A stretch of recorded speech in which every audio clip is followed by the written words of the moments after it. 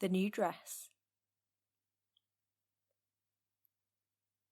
Mabel had her first serious suspicion that something was wrong as she took her cloak off and Mrs. Barnett, while handing her the mirror and touching the brushes, and thus drawing her attention, perhaps rather markedly, to all the appliances for tidying and improving hair, complexion, clothes, which existed on the dressing table, confirmed the suspicion that it was not right, not quite right, which growing stronger as she went upstairs and springing at her with conviction as she greeted Clarissa Dalloway.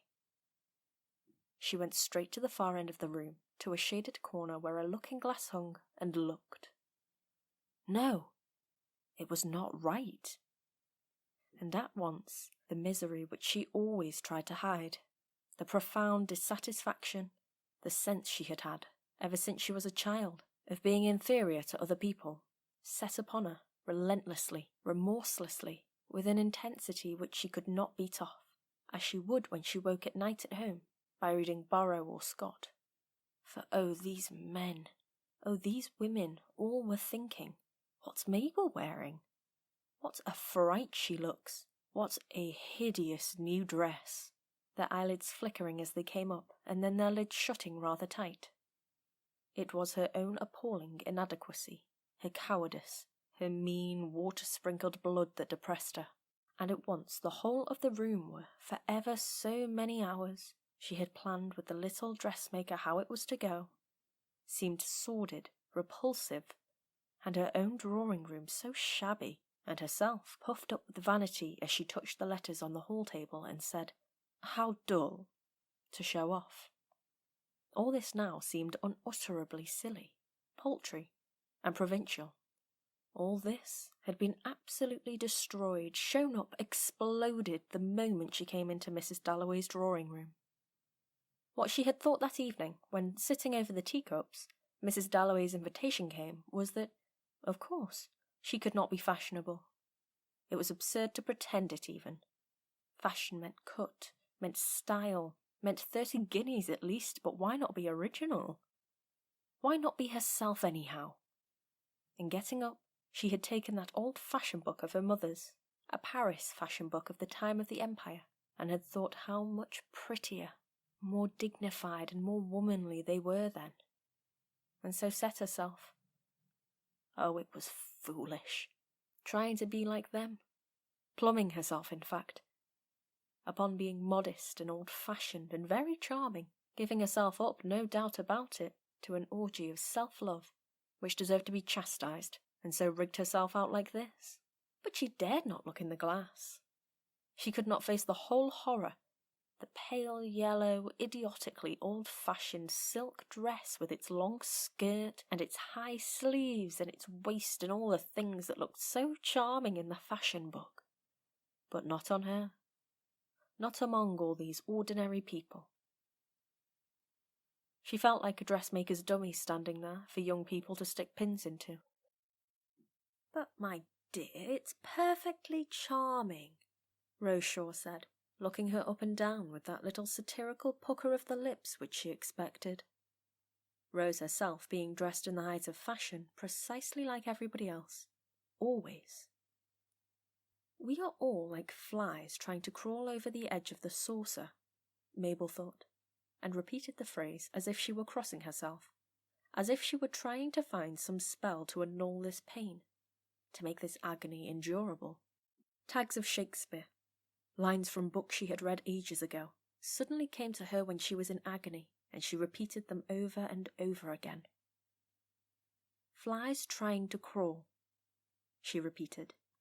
If she could say that over often enough, and make herself see the flies, she would become numb, chill, frozen. Now she could see flies crawling slowly out of a saucer of milk, with their wings stuck together, and she strained and strained to make herself see Rose Shaw and all the other people there as flies, trying to hoist themselves out of something, or into something. Meagre, insignificant, toiling flies. But she could not see them like that, not other people. She saw herself like that. She was a fly, but the others were dragonflies, butterflies, beautiful insects, dancing, fluttering, skimming, while she alone dragged herself up out of the saucer. Envy and spite, the most detestable of the vices, were her chief faults. "I feel like some dowdy, decrepit, horribly dingy old fly," she said, making Robert Hayden stop just to hear her say that, just to reassure herself by furbishing up a poor weak-kneed phrase and so showing how detached she was, how witty, that she did not feel in the least out of anything. And of course, Robert Hayden answered something quite polite, quite insincere, which she saw through instantly, and said to herself, "Lies, lies, lies!" For a party makes things either much more real or much less real, she thought. She saw in a flash to the bottom of Robert Hayden's heart. She saw through everything. She saw the truth. This was true, this drawing room, this self, and the other false. Miss Milan's little workroom was really terribly hot, stuffy, sordid. It smelt of clothes and cabbage cooking. And yet, where Miss Milan put the glass in her hand, and she looked at herself with the dress on, finished, an extraordinary bliss shot through her heart, suffused with light. She sprang into existence, rid of cares and wrinkles. What she had dreamed of herself was there, a beautiful woman. Just for a second, she had not dared look longer. Miss Milan wanted to know about the length of the skirt. There looked at her, framed in the scrolloping mahogany, a grey-white, mysteriously smiling, charming girl, the core of herself, the soul of herself. And it was not vanity only, not only self-love that made her think it good, tender and true. Miss Milan said that the skirt could not well be longer. "If anything, the skirt," said Miss Milan, puckering her forehead, considering with all her wits about her, "must be shorter." And she felt, suddenly, honestly, full of love for Miss Milan. Much, much fonder of Miss Milan than anyone in the whole world, and could have cried for pity that she should be crawling on the floor with her mouth full of pins, and her red face, and her eyes bulging.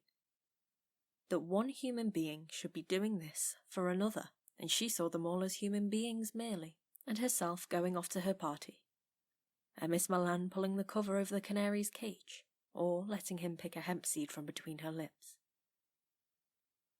And the thought of it, of this side of human nature, and its patience and its endurance, and its being content with such miserable, scanty, sordid little pleasures, filled her eyes with tears.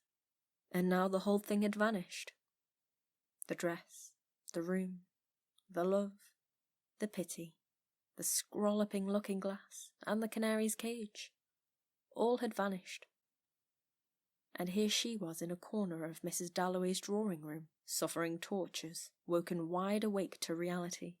But it was all so paltry, weak-blooded and petty-minded to care so much at her age with 2 children, to be still so utterly dependent on people's opinions, and not have principles or convictions, not to be able to say as other people did. There's Shakespeare, there's death, we're all weevils in a captain's biscuit, or whatever it was that people did say. She faced herself straight in the glass.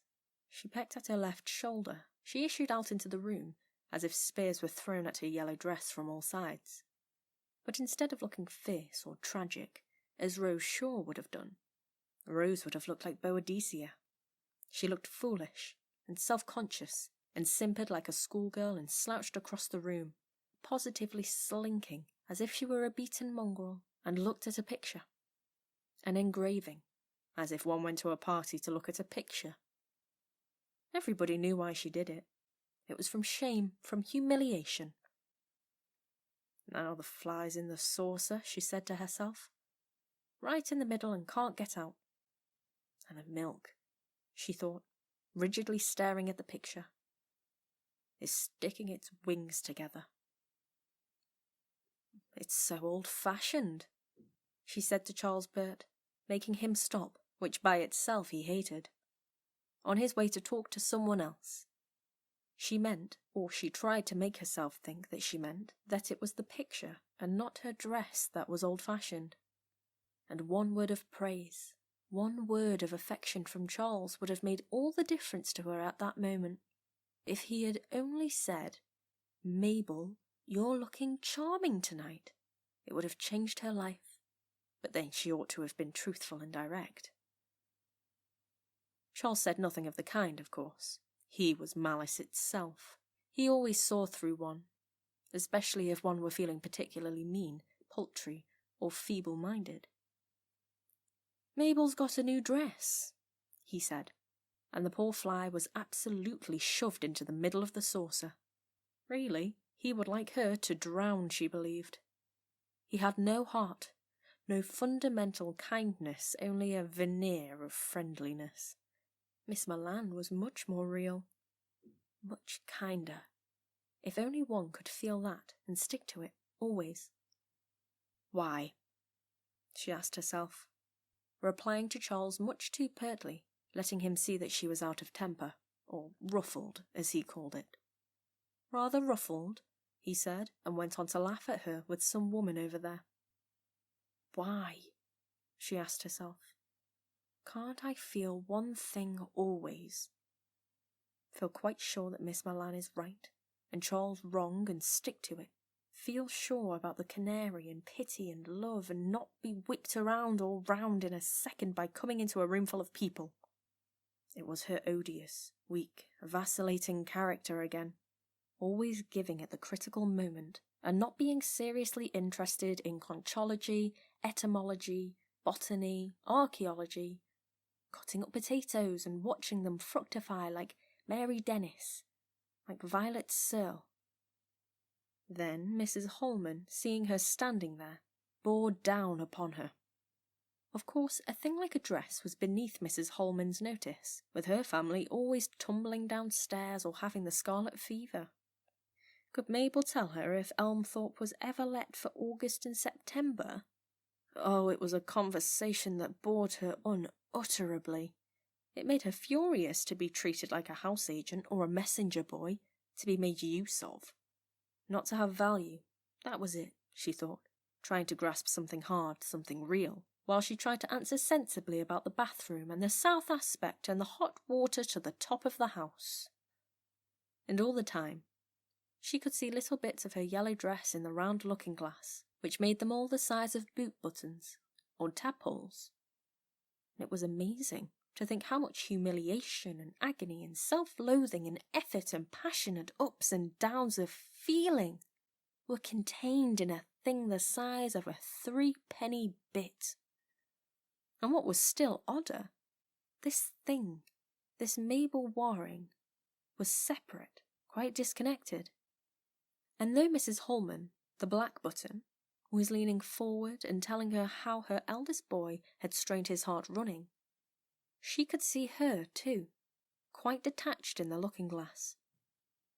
And it was impossible that the black dot leaning forward gesticulating should make the yellow dot, sitting solitary, self-centred, feel what the black dot was feeling. Yet they pretended.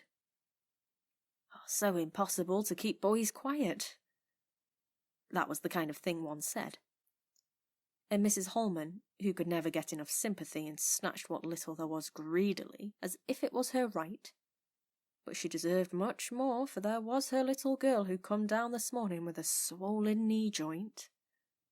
Took this miserable offering, and looked at it suspiciously, grudgingly, as if it were a halfpenny when it ought to have been £1, and put it away in her purse.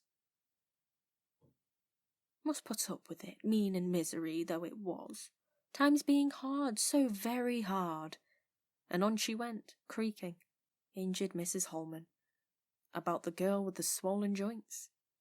Oh, it was tragic. This greed, this clamour of human beings, like a row of cormorants barking and flapping their wings for sympathy. It was tragic. Could one have felt it and not merely pretended to feel it? But in her yellow dress tonight, she could not wring out one drop more.